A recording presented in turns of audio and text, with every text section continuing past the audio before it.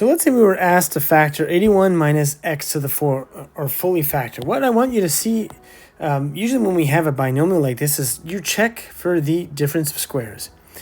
And that would mean that this could be an a squared and this could be a b squared. And if that's the case, then we know that it expands into a minus b and a plus b, and this is the factored form. Now, all we have to do is get the root of each of these terms, and then that'll be a and that'll be b respectively. So if we take the root of 81, that would give us a value of 9, and the root of x4 is going to be x squared. So it would be 9 minus x squared, and then 9 plus x squared. Now at first glance, this looks almost done. However, this part of the equation is also a difference of squares because each of these is a perfect square. So once again, that could be your a squared and that could be your b squared. And so we would have to refactor this out even further to fully, as the question asks, factor this. So this 9 minus x squared could be also broken down into 3 minus x and then 3 plus x.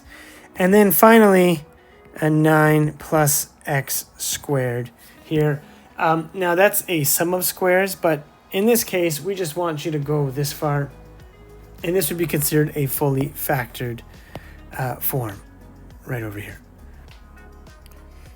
So when the greatest common factor, or in other cases the GCF, is removed from 28x cubed minus 24x, the result is, so first I want us to think about what the greatest common factor is, which is what is the greatest number that we can divide both by without creating any decimals. So if I look at 28 x cubed minus 24x squared, I realize I can pull 4 out of both of them. Okay, so we're going to write 4, and then they both have an x as well. So I can pull out 4x, but I can even go higher than that. They both have an x squared, so I can write 4x squared. And then when we pull that out, imagine dividing 28x cubed by 4x squared. That would give me 7x. And then imagine dividing negative 24x squared by 4x squared. That would leave with minus 6. And so really what would be remaining after we pulled out 4x squared here would be 7x minus 6. So let's say we're asked to find the least common multiple between 3, 6, and 7. So what we're going to do is we're going to start each one at its own column. So 3, I'm going to write 6, and 7. And we're going to go 3 multiplied by each one of these. And I like to start off at the first 6. And then if there is no common multiples between the 3 numbers, when we go, multiply through 1 to 6, then we keep going. But we're essentially going to take each of these numbers here and multiply with each of these numbers here until we find the lowest common multiple that we find between the 3 of them. And so between 6 and 7, I found the lowest common multiple, 42. For the number 3, I had to actually go all the way to 14, but I did eventually find a 42.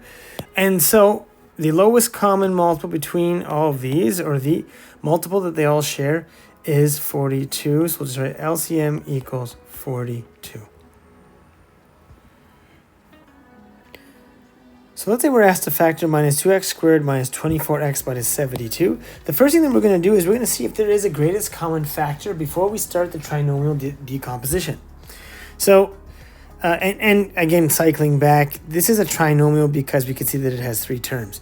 So if I look at minus 2x squared minus 24x minus 72, I see that I can actually pull out a 2 that is common to all. So minus 2. And then when I do that, that is going to be x squared plus 12x, and then plus 36 here.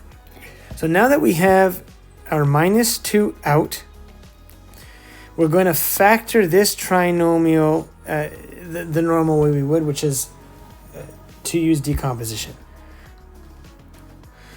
So I multiplied the first two terms and I got 36x squared, and I've listed all the factors that equal 36x squared when we multiply them. And so what I'm looking for between all these factors is whichever one adds up to the middle term, which is 12x. So 6x plus 6x would be that which adds up to the middle term. So we're going to select those two factors. We're going to go -2, and then we're going to write x squared plus 6x plus 6x plus 3x. And all we're doing is we're substituting the 6x and 6x in the place of 12x. Otherwise, everything else stays the same. Now what we're going to do is we're going to group each by placing brackets like so. And then we're going to factor it using the greatest common factor. When I do this, I look for the repeating term, which in this case is x plus 6, and then we could factor that out. So when we do that, we pull that out here as follows, which would be x plus 6.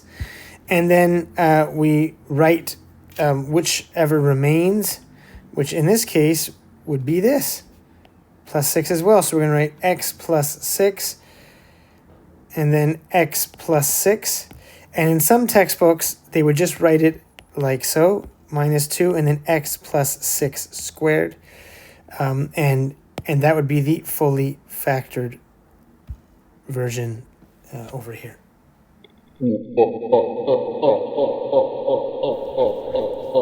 So for our last question here, the width of a rectangle is 7 inches shorter, and I'm going to just underline that word shorter than its length.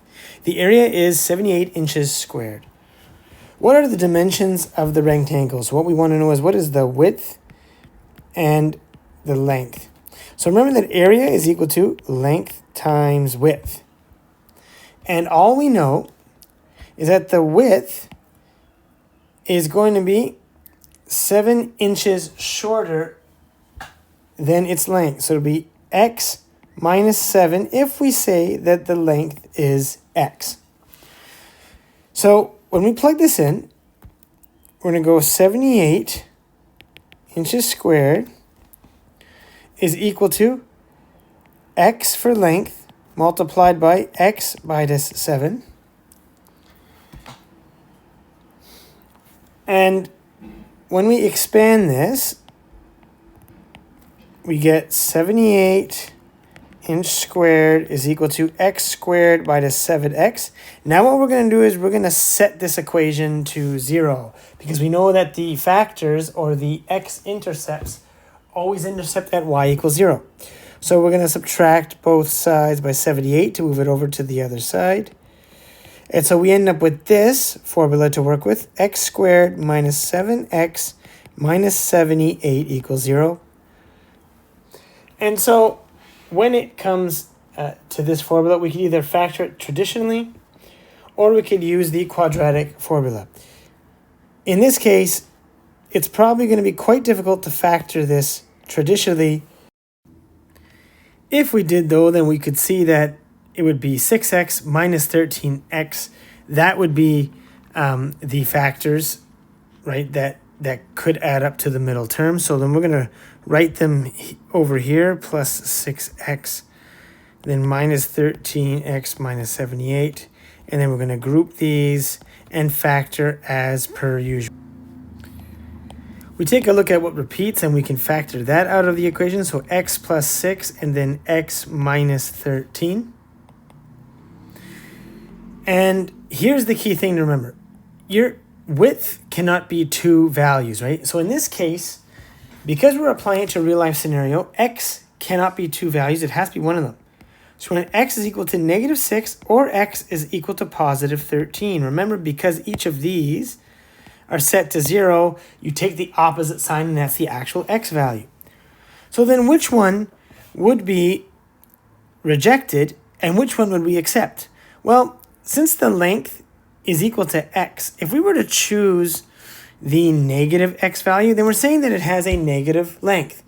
Now, in the real world, is that possible, or is that even conceptually possible? And the answer is no. You cannot have a negative dimension. So what we're going to do here is we're going to reject this on the premise that it is impossible to have a negative dimension, and we're going to embrace the positive 13. And so when I plug it in here, when I go width is equal to x minus 7, we're going to write 13 minus 7, and that gives us a width of 6.